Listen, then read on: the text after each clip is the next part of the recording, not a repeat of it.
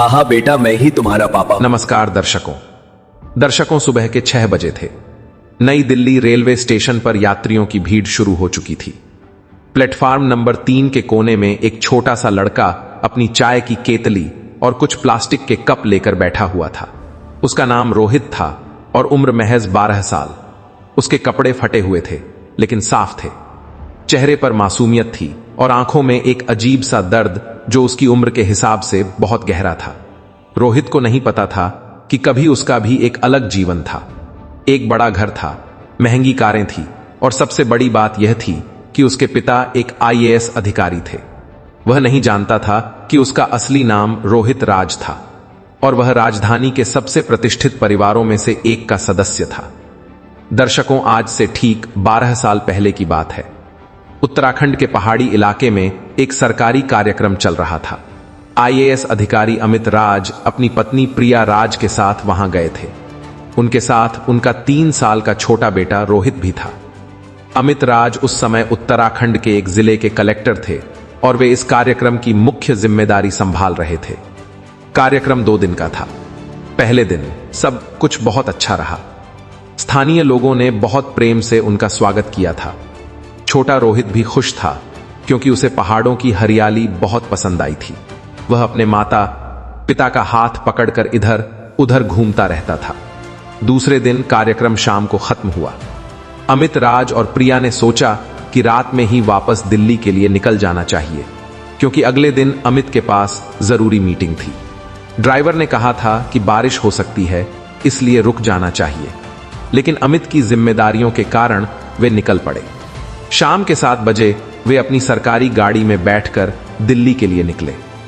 छोटा रोहित पिछली सीट पर अपनी मां के साथ बैठा था और खिड़की से बाहर पहाड़ों को देख रहा था। उसे नहीं पता था कि यह उसकी जिंदगी का आखिरी सुखद पल होगा। रास्ता पहाड़ी और घुमावदार था। अमित राज अपनी गाड़ी को बहुत संभाल कर चला रहे थे, लेकिन 8 बजे के करीब अचानक तेज बारिश शुरू हो गई। बारिश इतनी तेज थी कि कुछ भी दिखाई नहीं दे रहा था। सड़क फिसलन भरी हो गई थी। एक तेज मोड़ पर गाड़ी का संतुलन बिगड़ गया।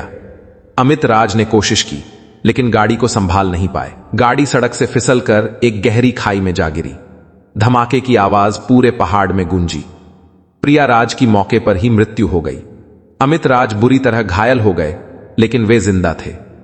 छोटा रोहित कहीं नजर नहीं आ रहा था। पास से गुजरने वाले कुछ स्थानीय लोगों ने आवाज सुनी और मदद के लिए पहुंचे। अमित राज को तुरंत अस्पताल पहुंचाया गया। जब उनका होश आया तो सबसे पहले उन्होंने रोहित के बारे में पूछा। डॉक्टरों और पुलिस ने बताया कि गाड़ी की हालत बहुत खराब थी और रोहित कहीं नजर नहीं आ रहा। 3 दिन तक रेस्क्यू टीम ने खाई और आसपास के इलाके में खोजा। हेलीकॉप्टर से भी खोज की गई लेकिन छोटे रोहित का कोई निशान नहीं मिला।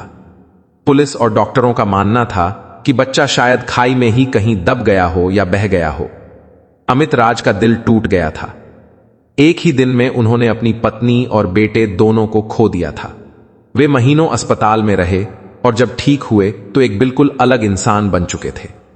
लेकिन उस रात जो वाकई हुआ था वह कुछ और ही था। जब गाड़ी खाई में गिरी तो छोटा रोहित गाड़ी से बाहर निकल गया था। वह एक पेड़ की शाखा से टकराकर बेहोश हो गया था और फिर ढलान से लुढ़कते हुए नीचे एक छोटी सी नदी में जा गिरा था। नदी का पानी तेज नहीं था लेकिन बेहोश बच्चे को कुछ दूर बहा ले गया। खुशकिस्मती से वह एक बड़े पत्थर से टकराकर रुक गया। उसके माथे पर चोट आई थी लेकिन वह सांस ले रहा था।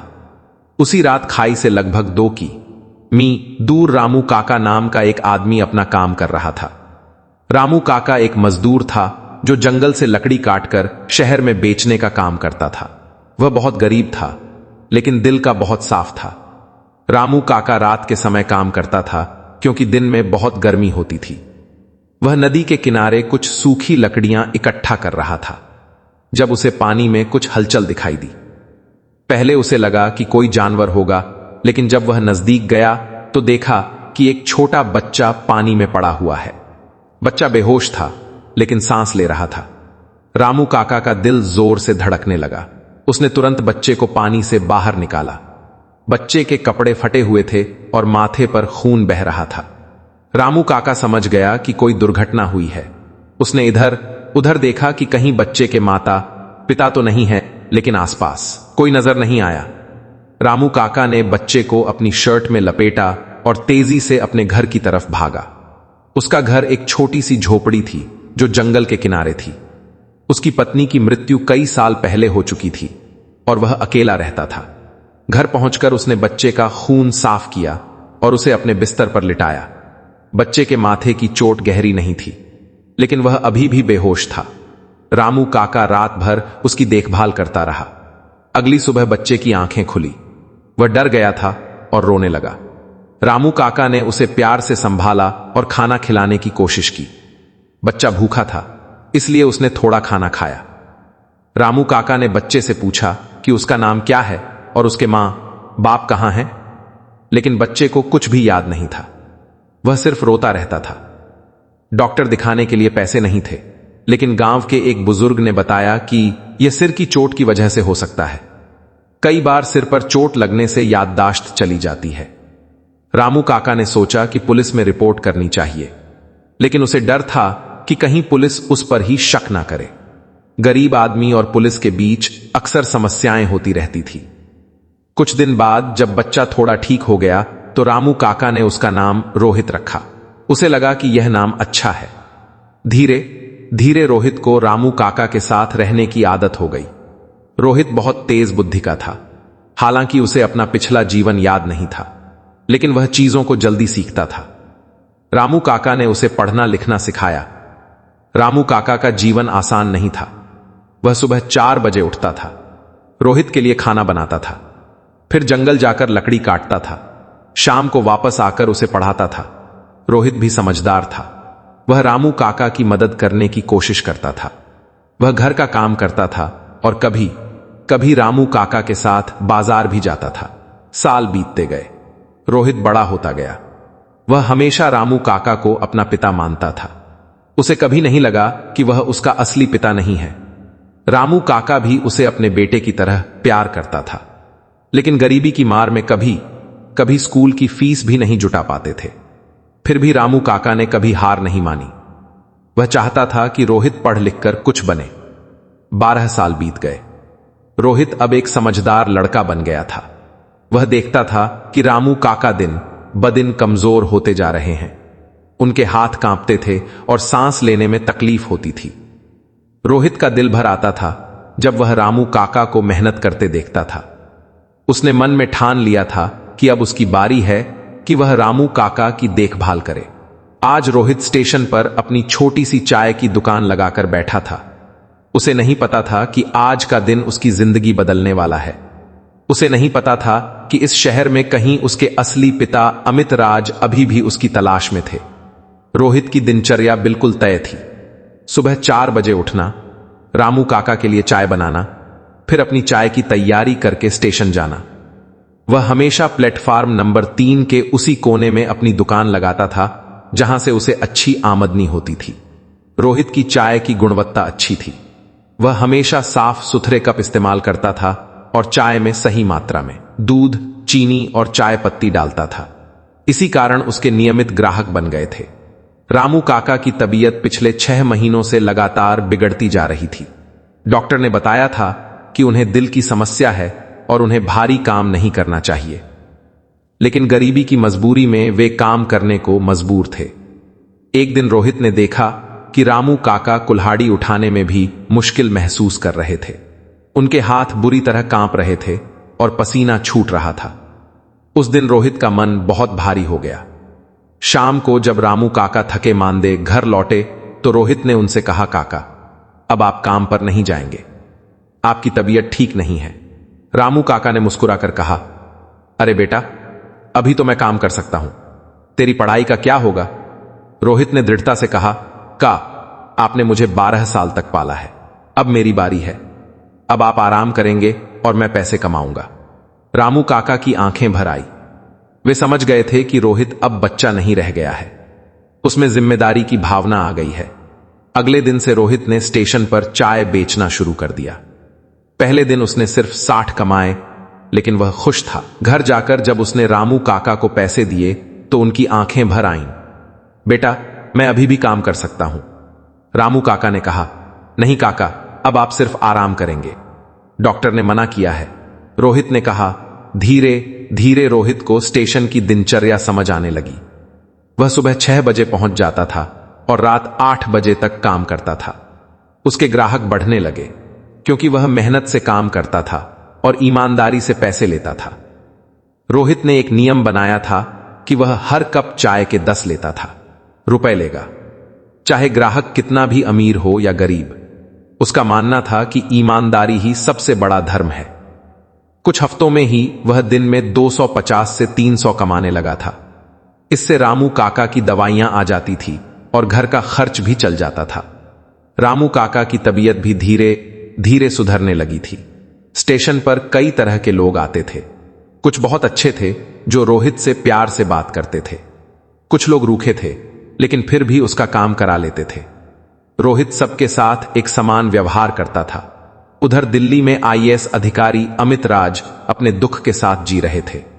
वे अब गृह मंत्रालय में सचिव के पद पर थे। उनकी प्रतिष्ठा बहुत थी लेकिन अंदर से वे बिल्कुल खाली थे। 12 साल हो गए थे लेकिन वे रोज अपने बेटे को याद करते थे। अमित राज का दिन ऑफिस के काम में बीतता था। वे अपने काम में इतने व्यस्त रहते थे कि दुख के बारे में सोचने का समय ही नहीं मिलता था। लेकिन रात में जब वे अकेले होते तो रोहित की यादें उन्हें परेशान करती रहती थी। वे अक्सर सोचते थे कि अगर उस दिन वे रात में ना निकले होते तो आज रोहित उनके साथ होता। यह अपराध बोध उन्हें हमेशा सताता रहता था। वापस स्टेशन पर रोहित अपने काम में मग्न था। आज सोमवार की सुबह थी और स्टेशन पर हमेशा से ज्यादा भीड़ थी। रोहित अपनी चाय बना रहा था जब उसे दूर से एक महंगी गाड़ी आती दिखाई दी। गाड़ी से एक आदमी उतरा जो बहुत अमीर लग रहा था। उसके पास महंगे कपड़े थे, सोने की चैन थी और हाथ में महंगी घड़ी थी। यह राजेश अग्रवाल था जो सुप्रीम कोर्ट का मशहूर वकील था। राजेश अग्रवाल अपने रुतबे का बहुत घमंड था। वह हमेशा लोगों को अपनी दौलत दिखाकर प्रभावित करने की कोशिश करता था। उसका मानना था कि पैसा ही सब कुछ है और गरीब लोग उसके गुलाम हैं। राजेश अग्रवाल ट्रेन का इंतजार कर रहा था। उसे सुप्रीम कोर्ट में एक जरूरी केस की सुनवाई के लिए मुंबई जाना था। वह अपने फोन में व्यस्त था जब उसे चाय की सुगंध आई। उसने इधर उधर देखा तो रोहित को चाय बनाते देखा। राजेश को चाय पीने का मन हुआ क्योंकि सुबह जल्दी निकलने के कारण उसने घर पर चाय नहीं पी थी। अरे लड़के इधर आ, राजेश ने आवाज लगाई। रोहित तुरंत अपनी केतली और कप लेकर राजेश के पास पहुंच गया। उसने विनम्र रोहित ने बड़े प्रेम से चाय बनाना शुरू किया। वह हमेशा अपने काम को पूरी ईमानदारी से करता था। उसने सही मात्रा में दूध, चीनी और चाय पत्ती डाली। चाय का रंग बिल्कुल सही था और खुशबू भी अच्छी थी। जब चाय तैयार हो गई तो रोहित ने एक साफ कप में चाय परोसी और राजेश को दी। राजेश ने चाय पी तो उसे स्वाद अच्छा लगा। वाकई में यह अच्छी चाय थी, चाय अच्छी है, राजेश ने कहा। रोहित खुश हो गया। उसे लगा कि यह ग्राहक उसे अच्छे पैसे देगा। उसने विनम्रता से कहा, साहब चाय के हो गए। यह सुनकर राजेश अग्रवाल का चेहरा बदल गया। उसे लगा कि एक छोटा लड़का उससे दम मांग रहा है जबकि वह इतना बड़ा आदमी है। तू पागल है क्या? मैं तुझे 5 दूंगा, राजेश ने घमंड से कहा। रोहित को लगा कि शायद उसने गलत सुना है। उसने विनम्रता से कहा, साहब मैं सबसे ही लेता हूं, चाय बनाने में अच्छी सामग्री लगती है। राजेश अग्रवाल का गुस्सा और बढ़ गया। उसे लगा कि यह लड़का उससे बहस कर रहा है। तेरी हिम्मत कैसे हुई मुझसे बहस करने की? तू जानता है मैं कौन हूं? रोहित ने डरते हुए कहा। साहब मैं बहस नहीं कर रहा, बस अपने पैसे मांग रहा हूं। आपकी चाय साफ कप में दी है और अच्छी बनाई है। यह सुनकर राजेश अग्रवाल का गुस्सा 7वें आसमान पर पहुंच गया।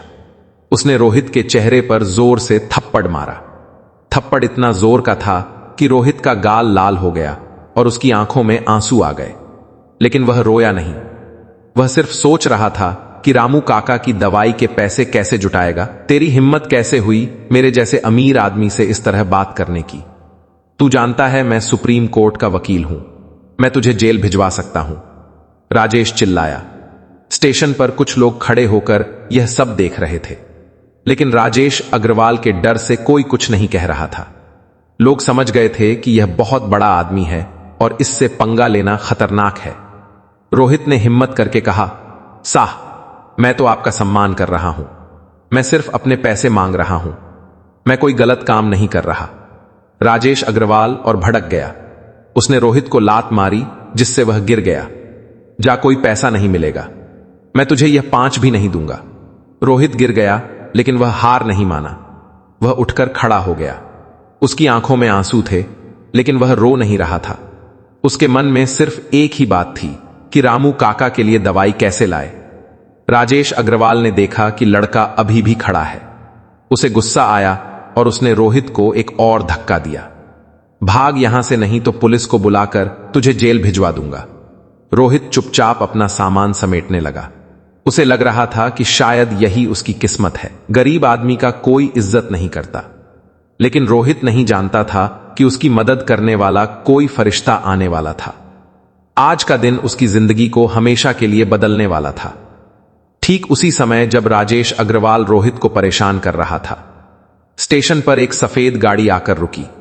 गाड़ी से एक महिला उतरी जो 45 साल की उम्र में भी बहुत गरिमामय लग रही थी। यह डॉक्टर सुधा शर्मा थी, जो राष्ट्रीय महिला सुरक्षा आयोग की चेयरपर्सन थी। डॉक्टर सुधा शर्मा किसी कार्यक्रम के सिलसिले में दूसरे शहर जा रही थी। वे अपने काम के लिए जानी जाती थी और हमेशा गरीब और कमजोर लोगों के हक में आवाज उठाती रहती थी। उन्होंने अपने जीवन में कई लड़ाइयां लड़ी थी और न्याय के लिए संघर्ष करना उनकी आदत थी। जब उन्होंने देखा कि एक बड़ा आदमी एक छोटे बच्चे को मार रहा है, तो उनका खून खौल गया। वे तुरंत राजेश अग्रवाल के पास गई। आपने इस बच्चे को क्यों मारा? डो, सुधा शर्मा ने कड़ी आवाज में पूछा। राजेश अग्रवाल ने घूर कर उन्हें देखा। उसे लगा कि यह कोई साधारण औरत है जो उससे सवाल कर रही है। तुम कौन होती हो मुझसे सवाल करने वाली? तुझे पता है मैं कौन हूं? डो, सुधा शर्मा ने शांति से कहा। इससे कोई फर्क नहीं पड़ता कि आप कौन हैं या मैं कौन हूं। सवाल यह है कि आपने एक मेहनतकश बच्चे को क्यों मारा? यह लड़का मुझसे मांग रहा था, जबकि इसकी चाय 5 की भी नहीं है। इसकी यही औकात है। राजेश अग्रवाल ने अहंकार से कहा। डॉ, सुधा शर्मा ने रोहित की तरफ देखा।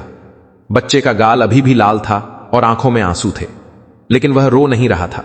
उन्हें लगा कि इस बच्चे में बहुत हिम्मत है। बेटा, तुमने कुछ गलत किया है? डॉ सुधा शर्मा ने प्यार से पूछा। रोहित ने हिचकिचाकर कहा, नहीं मैडम, मैंने सिर्फ अपनी मेहनत के पैसे मांगे थे। मैं सबसे लेता हूं। तो इसमें गलत क्या है? यह बच्चा अपनी मेहनत के पैसे मांग रहा है। आपको कोई हक नहीं है इसे मारने का। डॉ सुधा शर्मा ने राजेश से कहा। राजेश अग्रवाल हंसकर बोला, अरे औरत, तू भी इसका साथ देगी? जा, जो तेरे बस की हो वो कर। मैं इसको अब एक पैसा भी नहीं दूंगा। डॉ सुधा शर्मा को समझ आ गया कि यह आदमी बिल्कुल गलत है और इसे सबक सिखाना जरूरी है। उन्होंने रोहित से कहा, बेटा मेरे साथ चलो। रोहित पहले डरा, उसे नहीं पता था कि यह महिला कौन है, लेकिन जब उसने डॉ सुधा शर्मा की आंखों में स्नेह देखा तो उसका डर भाग गया। वह समझ गया कि यह औरत उसकी मदद करना चाहती है। डॉ सुधा शर्मा रोहित को पास के पुलिस स्टेशन ले गई। थानेदार ने जब डॉ सुधा शर्मा को देखा तो वह तुरंत खड़ा हो गया। वह जानता था कि यह बहुत बड़ी अधिकारी हैं। साहब, इस बच्चे का FIR लिखवाना है, डॉ सुधा शर्मा ने कहा। रोहित ने घबरा कर कहा, मैडम मैं तो गरीब हूं, मैं इन अमीरों से कैसे लड़ूंगा? यह तो सिर्फ इसकी बात है। सुधा शर्मा ने समझाया, बेटा बात सिर्फ की नहीं है, बात तुम्हारी इज्जत की है, तुम्हारे सम्मान की है। अगर हर किसी के साथ ऐसा होने लगे तो यह दुनिया कैसे चलेगी? रोहित को समझ आ गया कि यह महिला सच में उसकी भलाई चाहती है। उसने हिम्मत करके FIR लिखवा दी। उसने बताया कि राजेश अग्रवाल ने उसे बिना किसी गलती के मारा है और उसके पैसे भी नहीं दिए हैं। उसी समय स्टेशन पर एक पत्रकार भी मौजूद था। विकास कुमार नाम का यह पत्रकार एक छोटे अखबार के लिए काम करता था। जब राजेश अग्रवाल ने रोहित को मारा था तो उसने पूरा वीडियो रिकॉर्ड कर लिया था। विकास एक जिम्मेदार पत्रकार था। उसका मानना था कि इस तरह की घटनाओं को लोगों के सामने लाना चाहिए ताकि समाज में जागरूकता फैले। उसने तुरंत वह वीडियो सोशल मीडिया पर अपलोड कर दिया। वीडियो के साथ उसने लिखा, यह है हमारे समाज की सच्चाई। एक मशहूर वकील ने एक मेहनतकश बच्चे को सिर्फ इसलिए मारा क्योंकि वह अपनी मेहनत के पैसे मांग रहा था। वीडियो में साफ दिखाई दे रहा था कि कैसे राजेश अग्रवाल ने रोहित को थप्पड़ मारा था और लात मारी थी। यह भी दिख रहा था कि रोहित ने कोई गलती नहीं की थी। कुछ ही घंटों में यह वीडियो वायरल हो गया। हजारों लोग इसे शेयर कर रहे थे। लोग राजेश अग्रवाल की भर्त्सना कर रहे थे और रोहित के साथ सहानुभूति दिखा रहे थे।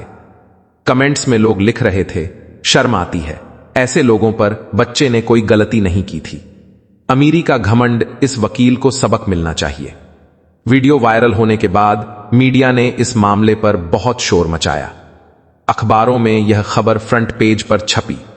टीवी चैनलों पर इस पर बहस हो रही थी।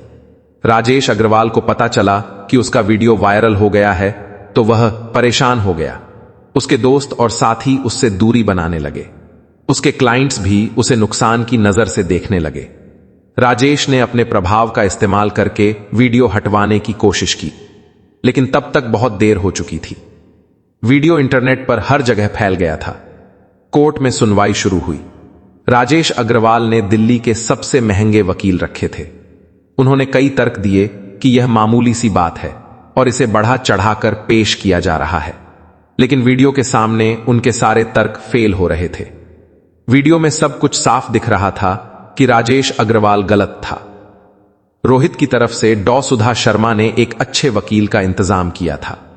एडवोकेट प्रदीप सिंह एक ईमानदार वकील था जो न्याय के लिए लड़ता था।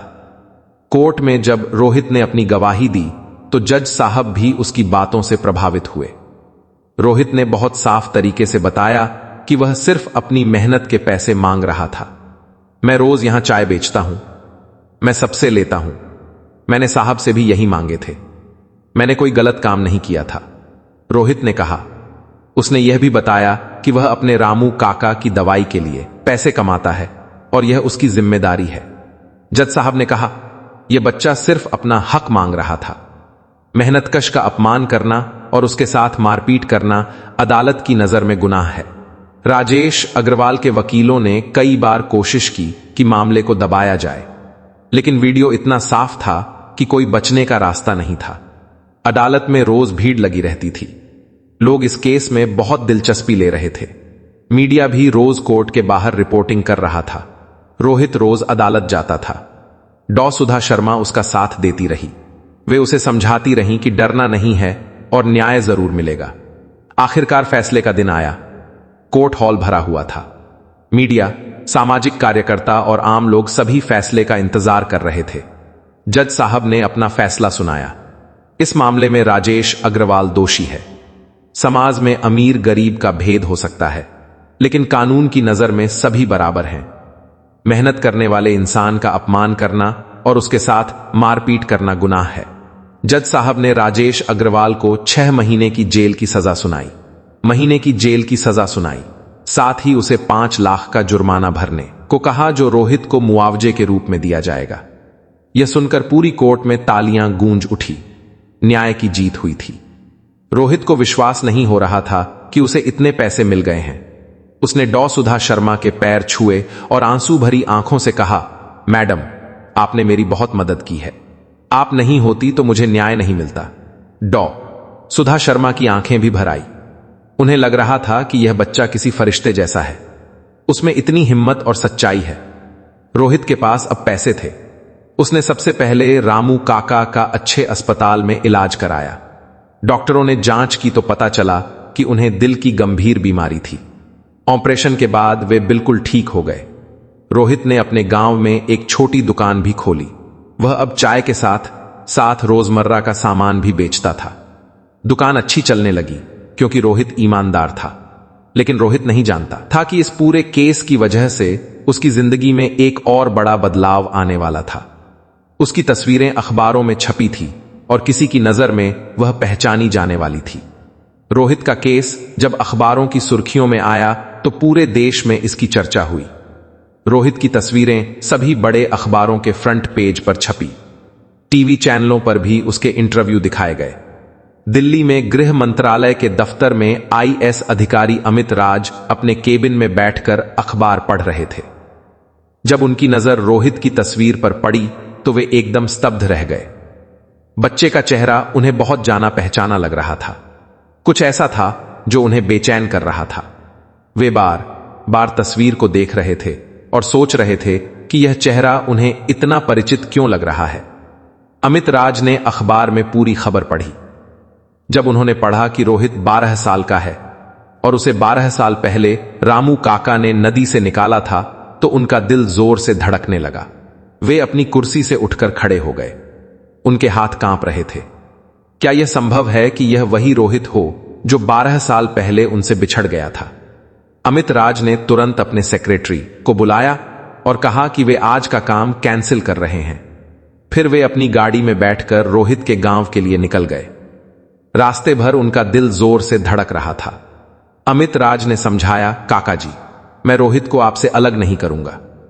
मैं चाहता हूं कि रोहित दोनों परिवारों से जुड़ा रहे। आप मेरे बड़े भाई हैं और हम एक ही परिवार हैं। यह सुनकर रामू काका को बहुत राहत मिली। उन्हें डर था कि अमित राज रोहित को उनसे छीन लेंगे। अब समय आ गया था कि रोहित को सच्चाई बताई जाए।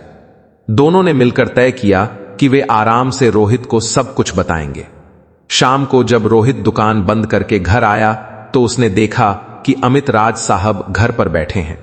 रामू काका और अमित राज दोनों के चेहरे पर गंभीरता थी।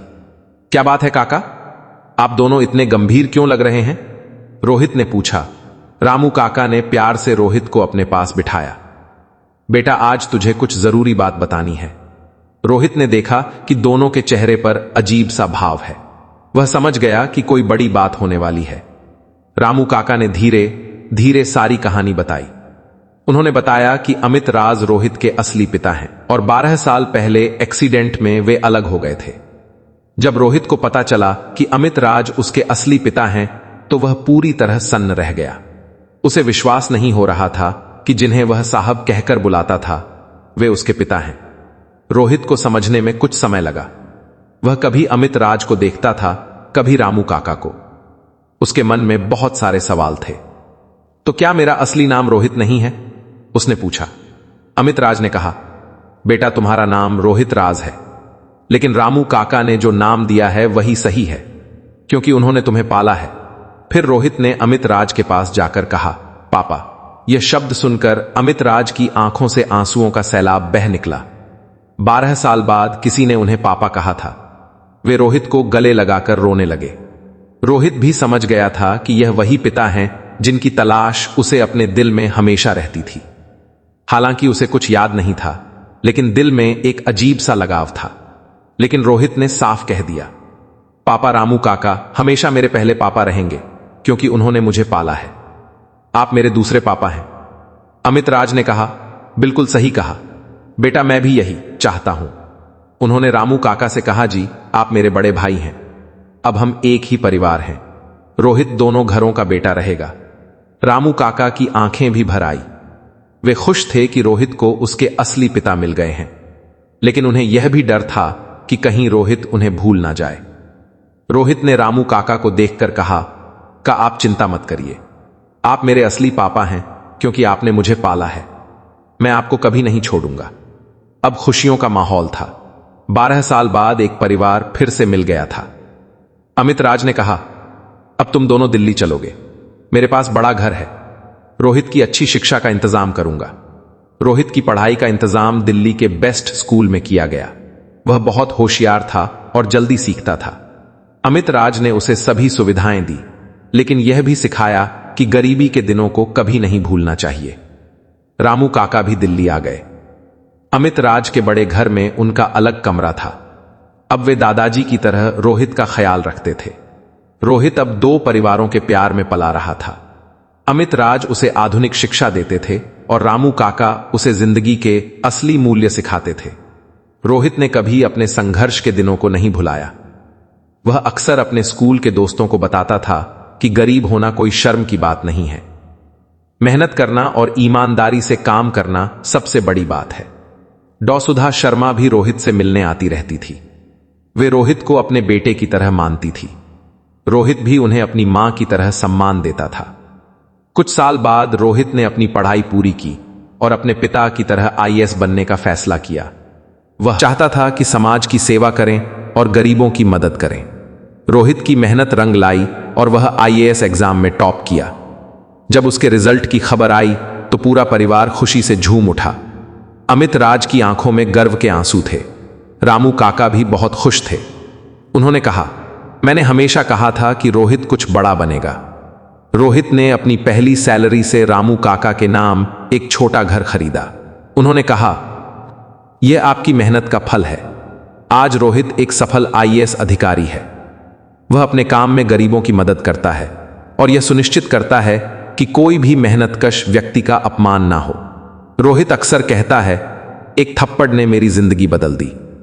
अगर राजेश अग्रवाल ने मुझे नहीं मारा होता तो शायद मैं अपने असली पिता से कभी नहीं मिलता। तो दर्शकों, यह थी हमारी आज की कहानी। आप सभी को कैसी लगी कमेंट बॉक्स के माध्यम से हमें जरूर बताएं। दर्शकों, साथ ही हमारे चैनल स्माइल वॉइस को सब्सक्राइब करना ना भूलें। दर्शकों, मिलते हैं ऐसी ही इंटरेस्टिंग और खतरनाक कहानी के साथ। तब तक के लिए आप सभी का तहे दिल से धन्यवाद। जय श्री राम।